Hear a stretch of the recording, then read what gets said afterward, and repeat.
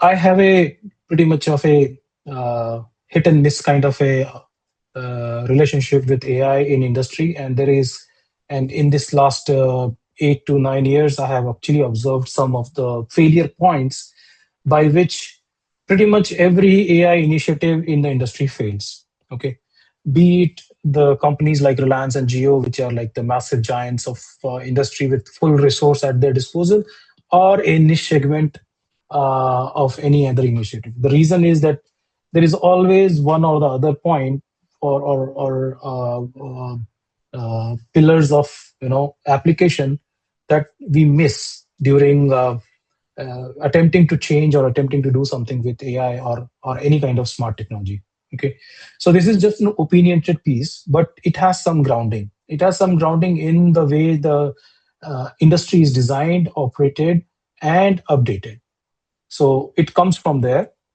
As I have spent pretty much all my life designing, operating, and optimizing industries, I have understood some key variables and key levers. Unless those levers are changed, there is no point of attempting AI or anything. Okay, and it requires quite a lot of introspection in terms of an enterprise. Couple of rules which I propagate in Reliance and pretty much all our engagement with internal and external customers is ask the enterprise that is it a skill problem or a will problem. Okay, um, skill to change or will to change are two different tangents by which an enterprise can start their initiative. Okay, mostly it becomes a very initial hype that okay, I will do AI, I will implement AI, and it becomes a will problem at the initial start. And then somebody in the company comes and say that I will develop the whole stack of AI, do everything, because somehow the Jupyter notebook gave the confidence in a data science that you can experiment anything. So they thought that everything can be done on a Jupyter notebook, and suddenly everybody has a confidence that they can build everything by themselves, right? And they successfully test the hypothesis on Jupyter notebook as well. But suddenly then when they come to the point of production, they fail to realize the value, and they fail flat because they didn't consider this, they didn't consider that, they didn't consider DevOps, they didn't consider MLOps, they didn't consider the whole system behind it, right? So there is this challenge always. So I have listed out some problems and some statements, starting from how industrial AI is different from the generic AI. Um, I'm basically a very mathematical oriented person because I did all my simulation in pretty much of a standard engineering softwares like CAD, CAM, and your ANSYS, HYSYS, and all kinds of first principle based simulation software. So our problem is not that we don't know, we don't understand data. We don't come from a world where we'll say, okay, give me the data, I'll give you the formula. It's reverse. We have the formula, and formula generates the machine, and machine gets constructed based on those formulas and consideration, and then they produce that kind of data. So for me, understanding data pattern is not a problem. It's not the first problem I need to solve from AI. Okay, from retail, finance, everything else, there is like disconnected data. There is no strongly connected principle like the physics which is connected, or the thermodynamics that is connected in a process plant or a engineering system. uh, Finance doesn't become like that. It's a choice of the customer, risk, and all those things. And same with retail. So there is always potential to understand or discover hidden patterns in retail data. But in engineering data, we already know the patterns. We already know what happens when, because we have designed the whole control system to manage that, right? So industrial AI different in that nature. Okay. In that way, let's understand some of the things which are basically help stopping us from becoming the technology adoption and innovation leader. Okay, for us, I believe that we are basically technology adopters. Okay, because our value system is just like that. It just doesn't allow technology innovators to be benefited. Okay, most of the innovators we have in the country moves out, or somehow they just find another ways to innovate. So we are left with technology adopters. Okay, so this is one of the problem area where we think about how we are not, what is working against and what is working for us. Okay, the another aspect is that we have changed ours. We don't want to change anything. Okay, whatever we learned, we think we have learned fully, and now that's what we know. Okay, and this is on every aspect, personal to as well as enterprise. Somehow, whenever you are whenever we try to go and ask the enterprise to change certain methods, they think that they have built an empire because they have made certain ways of doing business in the country or subcontinent or somewhere else. And for them, that change is not at all going to help us or help them. Okay. So basically, they are change averse in terms of even thinking. Okay. But what happens when you are change averse? You become technology chasers. Okay. You now we are actually mostly chasing technology rather than innovating or leading ahead. Okay, our change comes so late. Okay. Second thing, our awareness of certainty is very less. Okay, in terms of when we know exactly what happens when it happens, when that's time where our certainty goes up. But most of the time, our certainty awareness in terms of even in engineering as well as in non-engineering aspect, like we cannot predict when our parcels will come. Okay, or exactly when our system is going to be doing like that, or our market will define like that. So there are so many of uncertainty that we are basically unaware of it. Okay, since we are unaware of it, so we rely mostly on the coded system. Okay, because that helps us to lock the certainty into certain logic and certain form. Okay, similarly, if certainty is less, then your uncertainty and unknowns remains very high. So you have to somehow run your business in a very high business margin. Okay, this is basically a principle by which if I don't measure exactly what I use in my running, developing a product, and how much I consume my utility, how much I uh, use consume material, and all my labor cost and everything, and shipping cost and everything, then and only then I can fix my margin to be very close to my price so that I can be competitive ahead. Okay. Since in our system, in our country, most of things are uncertain, our prices are mostly unflexible, our measuring systems are very low. So most of the business ends up running their business with a very high margin. Okay. And this gives a very good opportunity also. If you can create a system of very high knowns and certainty, you can challenge the whole segment of the market by reducing the margin and making the margin very strict and creating a very good price point entry for your product and services. Okay. So here I'm actually giving you an example about how things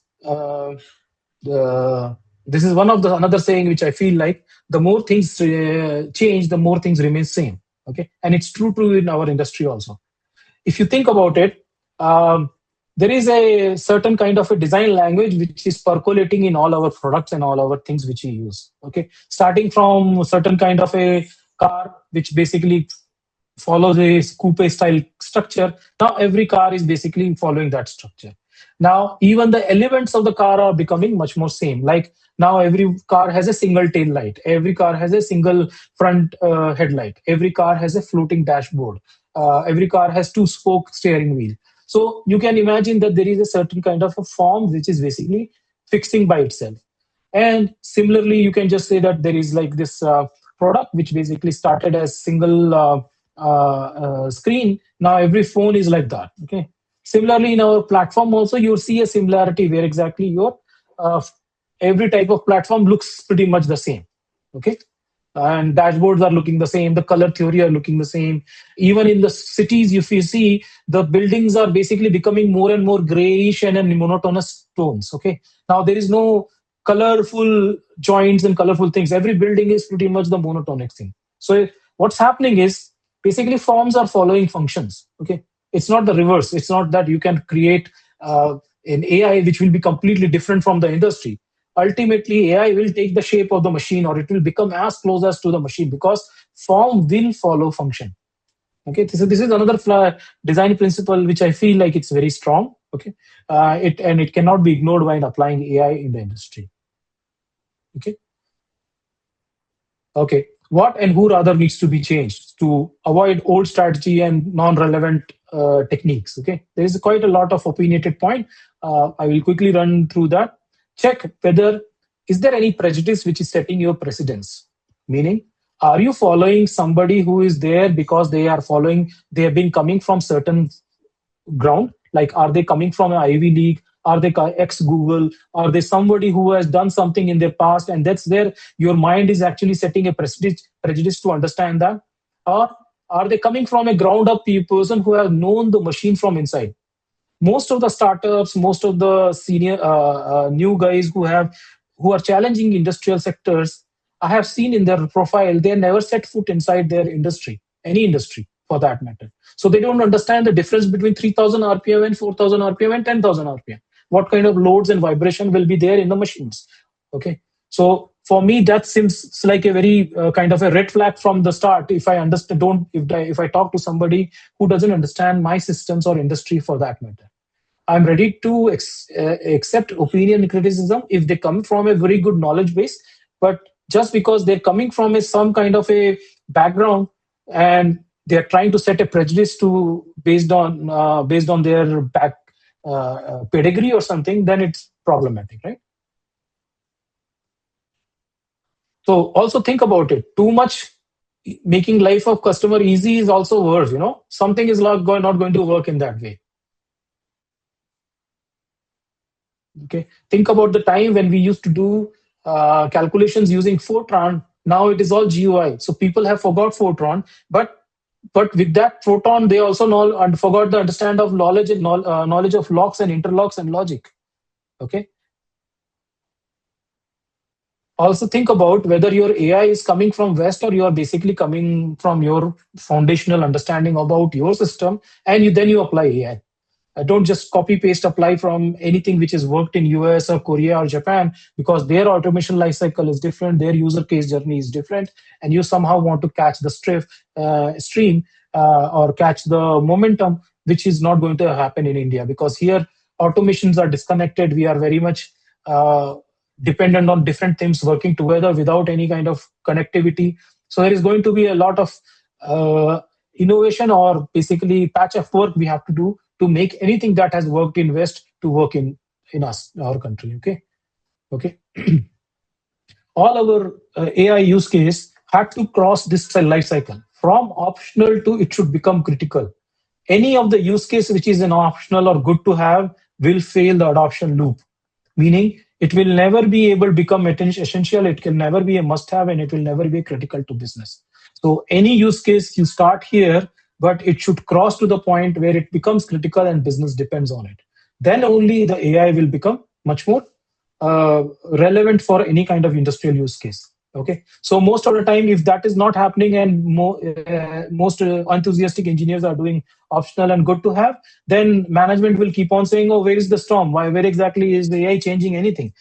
Because those use cases are coming into optional and good to have kind of class. Also think about workflow integration and training, because sustainability of AI is not one day job. AI needs to evolve. Okay.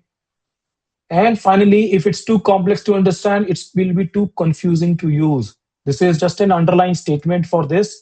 And you can set an example from this, because there is this car which has been under production at some time in 1970, because some enthusiastic person tried to create a full on dashboard to manage, show every kind of metrics and everything. And this was too complex to use.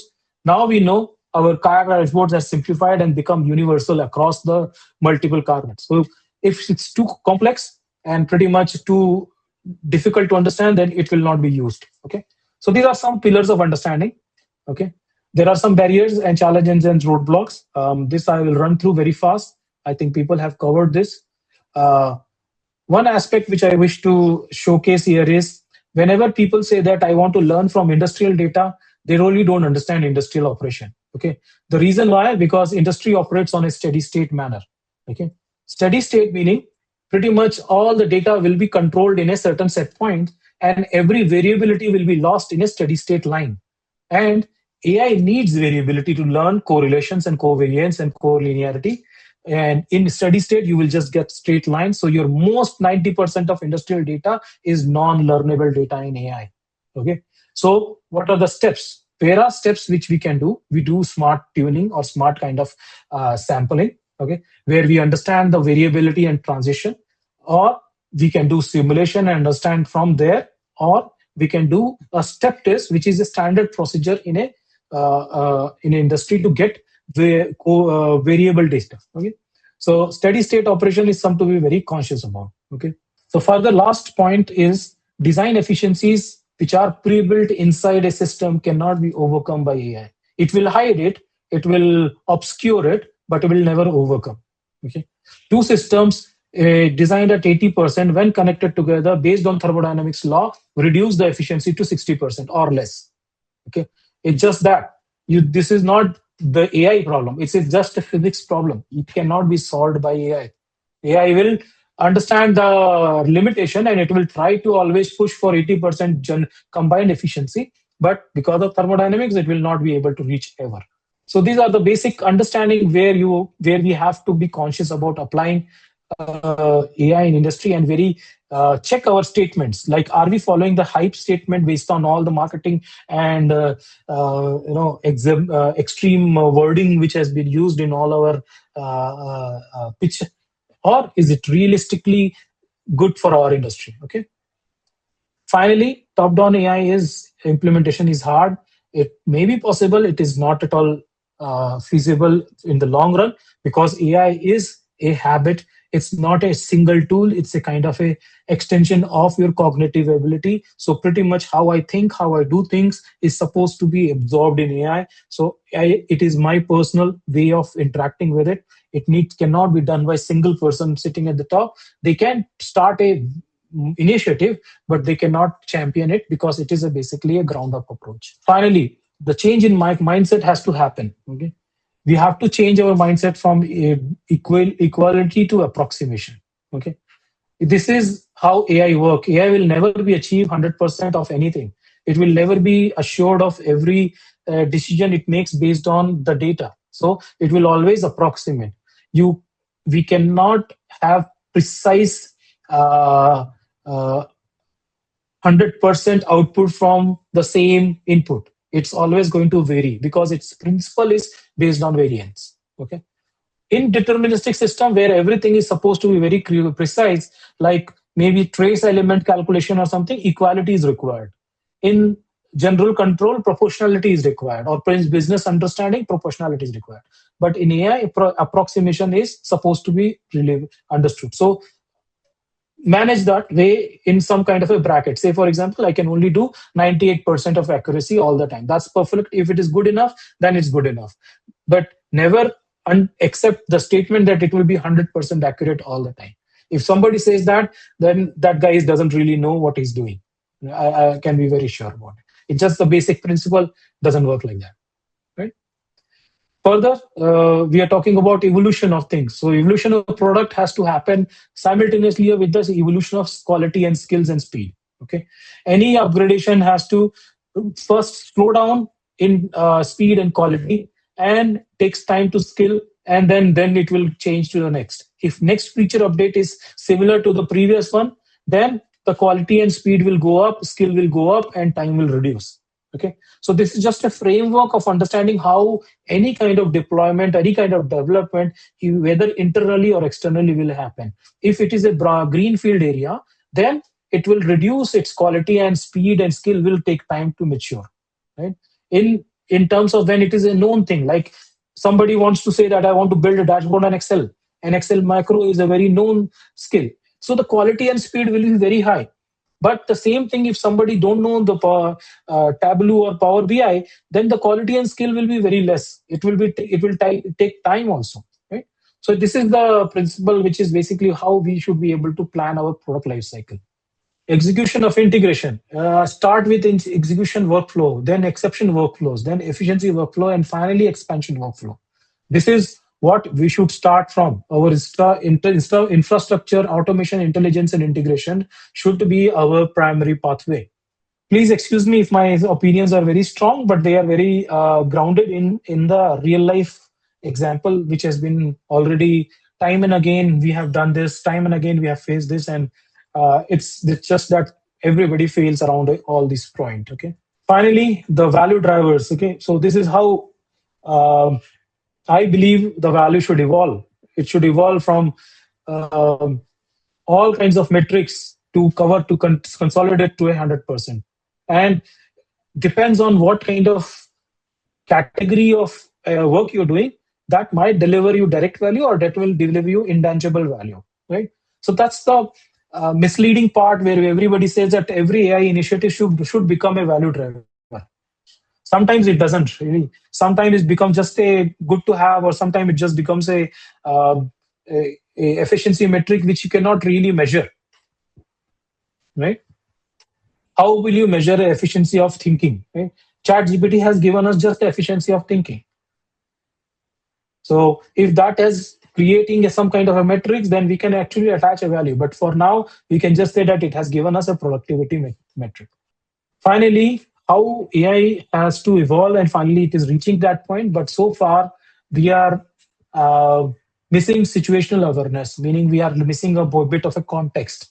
Okay. Uh, and also not only the background context, but also the foreground consideration. Like AI right now misses the empathy part, the consequence of emotional reaction, the things like that. That's where situational awareness is poor right now. Okay. We are still to have full pure math LLM. Right now we have text LLM, or somehow mathematics converted into text and text converted into mathematics. We really don't have um, a Veda-like kind of thing, which is having full mathematic treatment from the start, first page to end stage. Okay, so there is no pure math right now. Second thing, we don't have consequential. It seems like situational awareness, but it is consequential. Like, what happens if I decide this, and what if I decide that? Okay, so that kind of awareness is little bit of a mismatch here right now. And lastly, there is very undefined reasoning in AI right now. Okay, even the most LLMs define reasoning, but somehow they fall flat after 2-3 times of reasoning.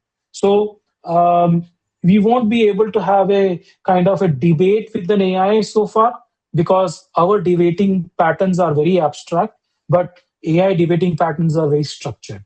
Okay, so these are a couple of things which needs to be taken in note when we are going to whenever we are deciding some kind of an application in AI.